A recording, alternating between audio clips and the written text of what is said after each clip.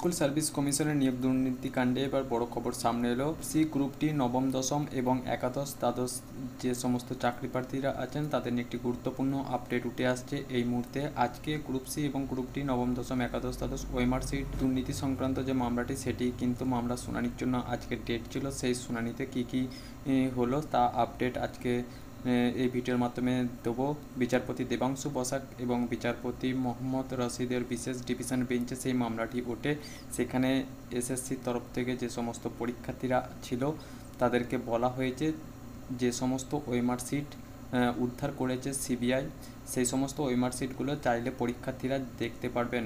নবম, দশম, একাদশ, দ্বাদশ, গ্রুপ সি এবং গ্রুপ ডি যে সমস্ত পরীক্ষার্থীরা আছেন তারা যদি দেখতে চান তাদের সেই ওএমআর সিটগুলো যেগুলো উদ্ধার হয়েছে সেটি দেখার জন্য কিন্তু মঙ্গলবার বিকেল 4টের মধ্যে সিবিআইয়ের কাছে আবেদন করতে হবে।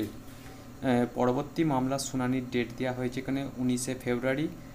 তো যারা যারা সেই সমস্ত চাকরি প্রার্থীরা আছেন নবম, দশম, একাদশ, দ্বাদশ, গ্রুপ সি, গ্রুপ ডি, তারা ওই ওএমআর সিট কপি দেখার জন্য সিবিআইয়ের কাছে মঙ্গলবার বিকেল 4টের মধ্যে কেন্দ্র যে আবেদন, সে আবেদন তারা করতে পারবে এবং তারা ওএমআর সিট নিয়ে যদি কোনো আপত্তি থাকে তাও তারা আদালতকে জানাতে পারবে। এসএসসির এই মামলায় যে ওএমআর সিটগুলো গাজিয়াবাদ থেকে উদ্ধার করেছিল সিবিআই, সেগুলি হাইকোর্টে জমা দেয় কেন্দ্র তদন্তকারী সংস্থা। এবার সেইগুলি উত্তরপত্র পরীক্ষার্থীদের দেখার সুযোগ করে দিল উচ্চ আদালত। ডিভিশন বেঞ্চ আরও জানিয়েছে যে এসএসসি মামলায় সিবিআই এবং এসএসসির তরফ থেকে আদালতে যে নথি জমা হয়েছে চাইলে তাও দেখতে পারবেন পরীক্ষার্থীরা, তবে তার জন্য আবেদন করতে হবে হাইকোর্টের রেজিস্ট্রার জেনারেলের কাছে।